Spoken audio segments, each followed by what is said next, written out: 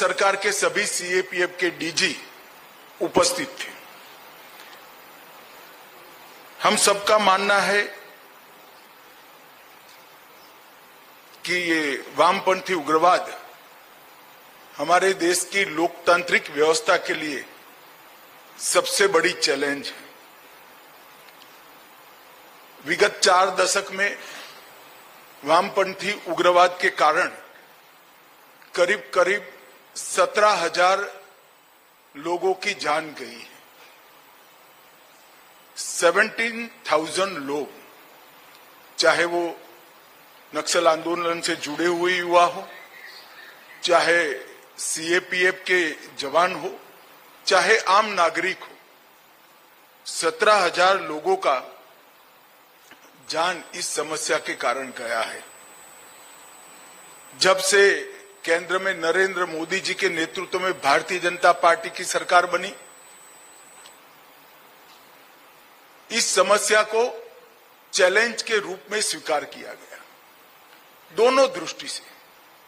एक तो जिनके हाथ में हथियार है उनको हथियार छुड़ाने का प्रयास करना, और नहीं छोड़ते हैं तो उनको एंगेज करना, और दूसरा एक क्षेत्र में विकास का जो अभाव दिखाई पड़ता था, व्यक्तिगत विकास, गांव का विकास और क्षेत्र के विकास, ये 3 लिंब में ये पूरे क्षेत्र को विकास की दिशा में पूरे देश के अनुरूप एक स्तर पर लाना, और दोनों क्षेत्रों में, दोनों परिस्थितियों में बहुत अच्छा डेवलपमेंट हुआ है। मैं डिटेल आपको बाद में बताता हूं, परंतु आज भारत सरकार बस्तर से बीजापुर और दंतेवाड़ा से लेकर धमतरी तक पूरे क्षेत्र के विकास के लिए कटिबद्ध है, और उसको वामपंथी उग्रवाद से मुक्त कराने के लिए भी कटिबद्ध है। कई अचीवमेंट हुए हैं। 2022 में एक साल ऐसा आया कि जिसमें 4 दशक में पहली बार मृत्यु की संख्या 100 से नीचे गई। 2014 से 24 तक सबसे कम वामपंथी उग्रवादियों द्वारा की गई घटनाएं दर्ज की गई। टॉप 14 नक्सली लीडर्स को न्यूट्रलाइज किया गया है। इसके अलावे हमने वामपंथी उग्रवाद की जगह, इसकी विचारधारा की जगह विकास का विश्वास लोगों में जनरेट करने में भी हमने सफलता प्राप्त की है। हमने 2 उद्देश्यों से काम किया। पहला, नक्सल प्रभावित क्षेत्रों में रूल ऑफ लॉ एस्टैब्लिश करने के लिए प्रयास करना, और दूसरा, जो विनाश सर्जित हुआ था, इसके कारण सर्जित हुई विकास की खाई को भरकर विकसित क्षेत्र बनाना। और मुझे हर्ष है कि कई एरिया, कई राज्य 2019 से लेकर 24 तक नक्सल प्रभावित क्षेत्र के नाम से, तमगे से मुक्त हुए हैं।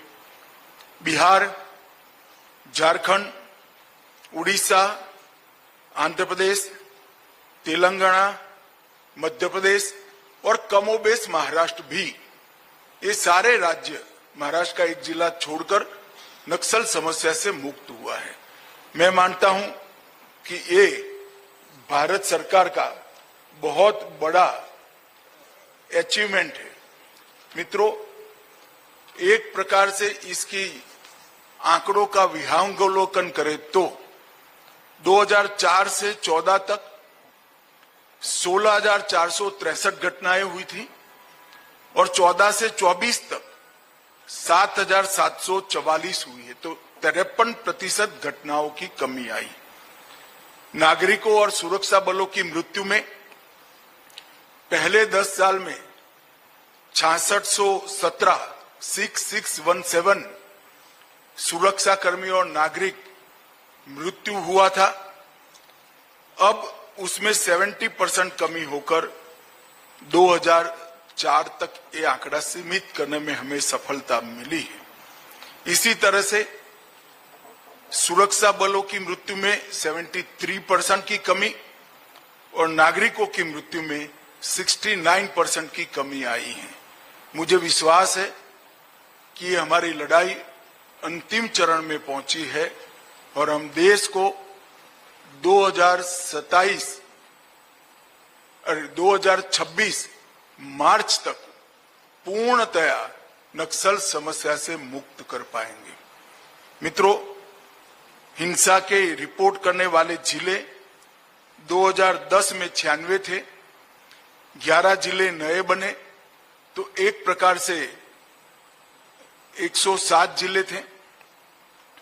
उससे कम होकर अब 42 तक सिमट गए हैं। थानों की संख्या 456 थी, 456।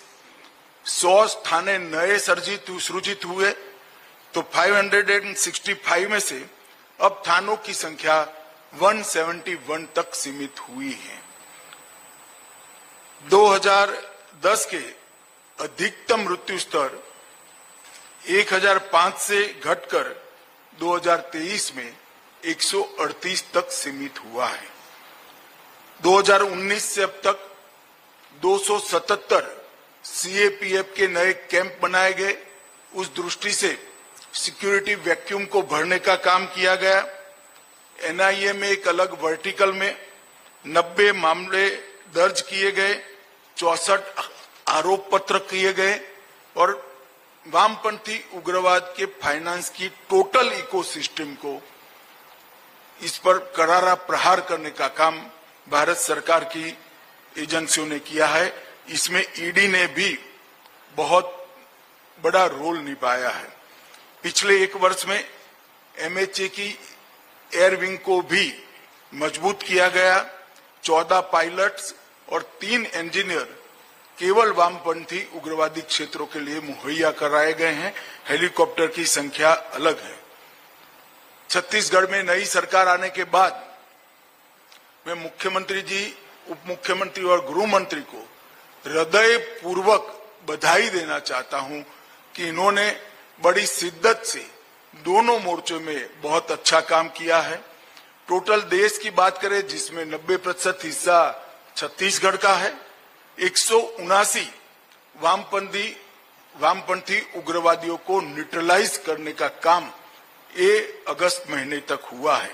559 लोगों को गिरफ्तार किया गया, 540 ने आत्मसमर्पण किया है, 46 नए स्पेशल फोर्सेस के कैंप एस्टैब्लिश किए गए। इससे भी सिक्योरिटी वैक्यूम बहुत बड़ी मात्रा में भरा है। और हिडमा के गांव में हमारा गृह मंत्री जाकर गांव वालों से बात कर उनको आधार कार्ड और आयुष्मान भारत का कार्ड देता है, तो दिल्ली में बैठकर बहुत संतोष होता है। ये सारे पैरामीटर्स जो मैंने बताए हैं, इस सारे पैरामीटर्स में अब तक के वामपंथी उग्रवादी विचारधारा के खिलाफ लड़ाई में सबसे अच्छा प्रदर्शन अगस्त महीना होने के बावजूद भी इस वर्ष में हम कर पाए हैं। प्रधानमंत्री जी की स्ट्रेटेजी के कारण 4 दशकों के बाद एमपी के चांदा मेटा गांव में पहली बार इस लोकसभा में मताधिकार का प्रयोग हुआ और सुकमा के 6 गांव ऐसे हैं जिसमें पहली बार 4 दशक के बाद आदिवासी भाई बहनों ने मताधिकार का उपयोग किया। मैं मानता हूं कि एक प्रकार से ये सिक्योरिटी फोर्सेस की विजय है, लोकतंत्र की विजय है। आज हमारे सीएपीएफ के जवान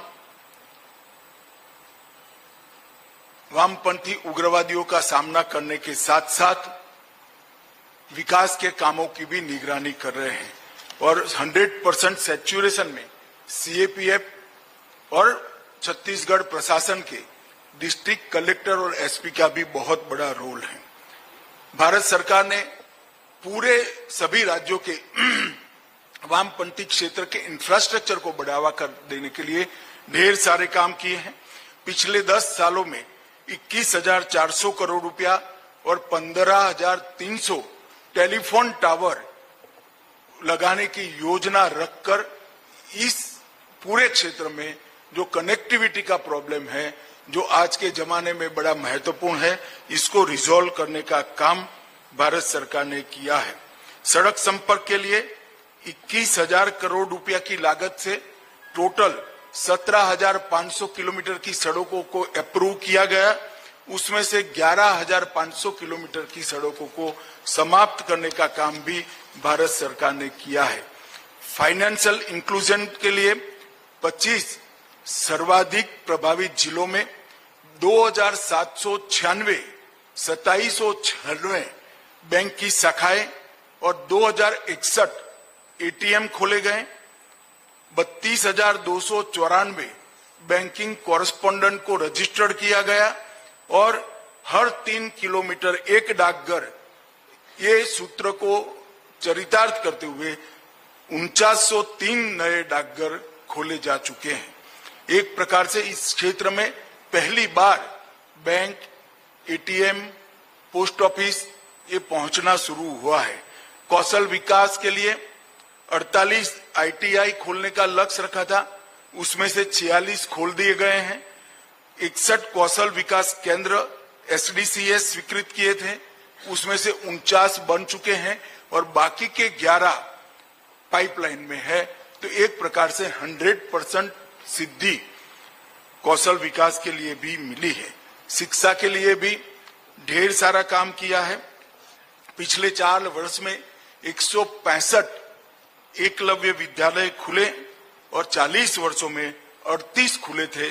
इसकी कंपैरिजन में 4 वर्ष में 165 विद्यालय खुले हैं, 11 केंद्रीय विद्यालय और 4 नवोदय विद्यालय खुले हैं। आज की मीटिंग में छत्तीसगढ़ के मुख्यमंत्री जी ने कुछ फैसले भी लिए हैं जो वामपंथी उग्रवाद के लंबे समय के प्रभाव के कारण निरक्षर रह गए हैं, चाहे उनकी एज कोई भी हो। इनको साक्षर बनाने के लिए छत्तीसगढ़ सरकार और भारत सरकार का गृह मंत्रालय एक अभियान चलाएगा, ये तय हुआ है। तेंदुपत्ता की खरीदी में आमूलचूर हम परिवर्तन भी करेंगे और इसके साथ साथ एनआईए के तर्ज पर एसआईए बनाकर जो शुरुआत की है, इसको और स्ट्रेंथी कर हम जो 2 सिद्धि का प्रमाण है उसको भी बढ़ाएंगे। इसके साथ साथ एक नए लुक के साथ सरेंडर पॉलिसी को भी छत्तीसगढ़ सरकार 1-2 महीने में भी घोषणा करेगी। मेरा सभी वामपंथी उग्रवाद में लिप्त हो या जुड़े हो सभी युवाओं से अपील है कि भारत सरकार इस क्षेत्र के विकास के लिए कटिबद्ध है। भारत सरकार आपके विकास के लिए कटिबद्ध है, आपके परिवार के विकास के लिए कटिबद्ध है। नई सरेंडर पॉलिसी को आप अच्छा प्रतिसाद दीजिए, हथियार छोड़िए और मोदी जी के नेतृत्व में जो विकास का एक रथ चला है, एक नया युग का आगाज हुआ है, इसको आप सभी मजबूती दीजिए।